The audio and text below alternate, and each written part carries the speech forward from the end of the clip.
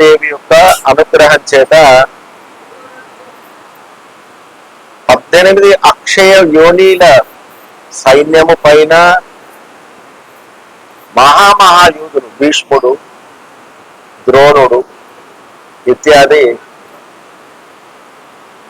ఏకలవ్యుడు మహాయోధుల పైన కూడా విజయాన్ని పొందడం జరిగింది. ఎవరున్నారయ్యా అతనికి అంటే భక్తి ప్రియ, భక్తి గమ్య, భక్తి వశ్య, భయాపహ, భయాలను తొలగించేటటువంటి ఆ జగన్మాత స్వరూపమైనటువంటి శ్రీకృష్ణుడే రథసారథిగా ఉంది. అర్జునునికి విజయాన్ని ఇచ్చినటువంటి విజయదశమి.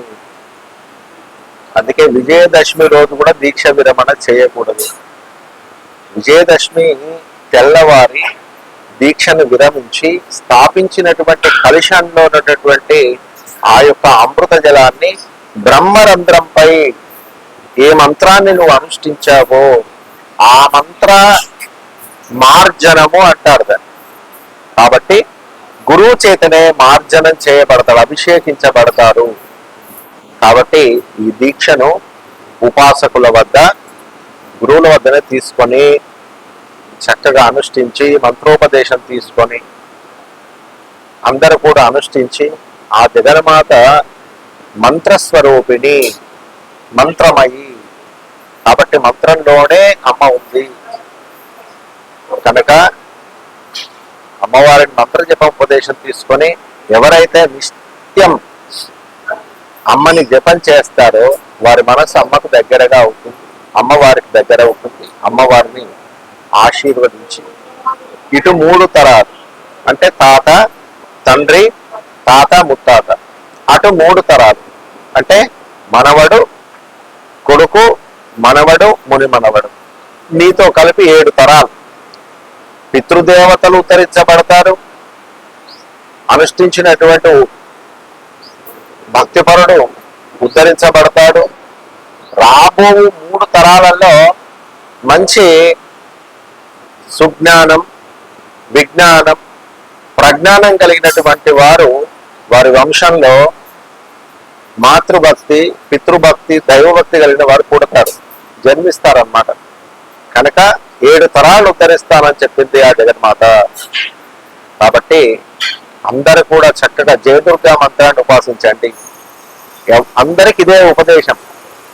మీకు నేను మంత్రం చెప్తాను, వాస్తవంగా మీరు గురువుల దగ్గరికి వెళ్ళి జయదుర్గా మంత్రాన్ని వారి ద్వారా మీరు స్వీకరించి సర్వత్రా విజయాన్ని పొందాలనేటటువంటి సదుద్దేశం చేత మంత్రాన్ని మీకు సభాముఖంగా తెలియజేస్తున్నా. మంత్రం బయటికి చెప్పకూడదు, మంత్రాన్ని ఇంకొకరికి చెప్పకూడదు. అంటే ఇంకొకరికి చెప్పకుంటే మన దగ్గరికి వచ్చేదే కాదు. కాబట్టి మంత్రాన్ని గురువు ద్వారా చెప్పించుకోవడం వల్ల గురువు ఆ మంత్రశక్తిని పొందున్నాడు. కాబట్టి ట్రాన్స్ఫార్మర్ లో పవర్ ఉంటేనే కదా మనకు బలగ మన ఫోన్ మీదకి పవర్ వస్తుంది. ఫోన్ నుంచి ఇంట్లోకి వైర్ కనెక్షన్ తీసుకొని మనము మీటర్ పెట్టుకొని దాని ద్వారా లైట్లు వెలిగించుకుంటున్నాం. అట్లాగే ఒక ట్రాన్స్మీటర్ గురువు అంటే ఆ ట్రాన్స్మిషన్ దగ్గరికి వెళ్ళి దాని నుంచి పవర్ ని తీసుకోవాలి మనం.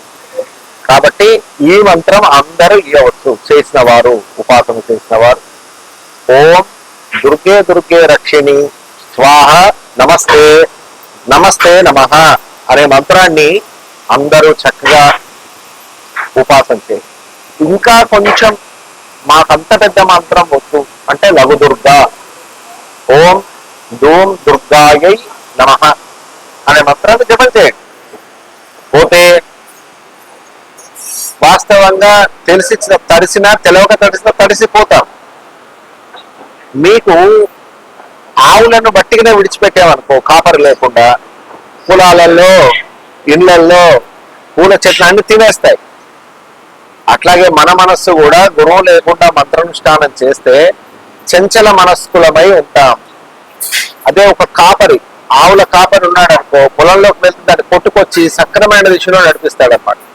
అట్లాగే గురువు ఉంటే మీకు ఏం జరుగుతుందయ్యా అంటే, మీకు కలిగేటటువంటి సంశయాలు, అనుమానాలకు సమాధానం చెప్తూ మీ మనస్సును కంట్రోల్ చేస్తాడు.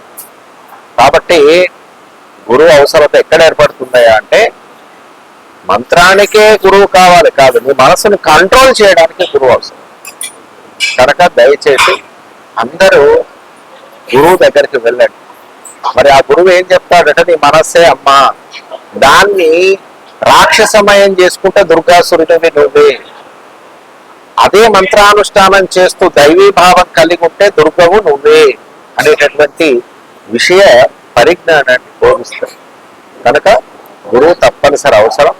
కనుక అందరు గురువుల దగ్గర దీక్ష తీసుకొని తరిస్తారని ఆశిస్తూ, శ్రీకుల పీఠం కామాఖ్య దేవాలయం మీ అందరిని భక్తిపూర్వకంగా ఈ నవరాత్రులకు ఆహ్వానం పలుకుతుంది. అందరూ కూడా చక్కగా వచ్చి అమ్మవారిని దర్శించి అమ్మవారి కృపకు పాత్రలు అవుతారని ఆశిస్తూ, శ్రీమాత్రే నమః. జై మా కామాఖ్య.